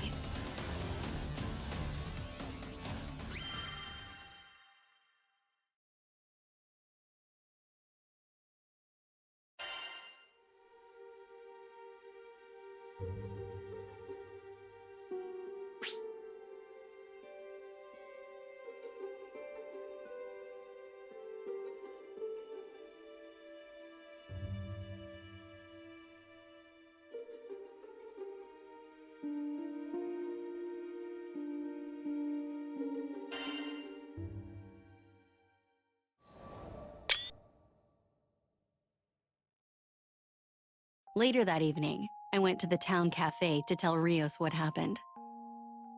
Those creeps are lower than low. Let me at them. Point me to the mines. It's true she had helped me defeat monsters in the past, so she was no slouch herself. But I wasn't about to let her waste her time on those idiots. Trust me, we're square. I beat them at their own game, and I don't want to stir up trouble with the ass who hired them. Rios nodded. She always understood me. But she was still furious on my behalf. That did lighten my heart a little. Anyway, I didn't want to spend the whole evening with her talking about something so depressing. But I hesitated as I searched for another topic. She smiled. Okay, it's obvious. We gotta get you over this mess as soon as possible. Maybe go somewhere to relax a little? She knit her brow as she pondered over all the possible locations. Watching her work so hard to make me feel better, it was working. But my deepest, darkest thoughts wouldn't be dispelled so easily. I let out a heavy sigh without realizing it. Got it! She leapt from her seat in a burst of inspiration. The old fortune teller said there would be shooting stars tonight. We have to go see them. I was briefly stunned by her excitement, but Rios reached for my hand anyway. Oh, tonight? Really? I was too distraught. I couldn't force myself into a good mood after all. Stop thinking so hard. Let's just go. And off we went. By the time we'd crested the hill overlooking the town, both twilight and a few more bad memories were behind us. Rios and I laid down side by side to look up at the night sky. Countless stars twinkled in the dark blue tapestry above. It was the perfect night for stargazing. And yet, no matter how long we waited, we didn't see even one shooting star, much less a meteor shower. I have to stop falling for your lies. I gave her a playful frown. I guess fortune tellers have their off days too. Her laugh was full and real. She lifted her hand to the starry sky. Don't you feel like you could just touch them sometimes? Like, if you could stretch just an eensy bit more. She closed her fingers, as if she'd actually caught one of the little sparkles. Then she turned to face me, our eyes locking. She was smirking as she passed me the star. Her smile bloomed into a full grin as her hand got closer to me. Is this a gift? Nope. Desperate measures. Stop! I can't. I can't breathe. It was her favorite tactic, the tickle attack. Guaranteed to make me blue in the face, but also lighter in the heart. Feel better yet? Cheater. Just being with her, I felt love, and how much she really cared for me. You know, I kinda do. Thank you. She was my lifeline. If only everyone in this world were as kind as Rios, maybe things would be different. I turned from her to look back at the stars and wished with all my might, please, let this moment last forever.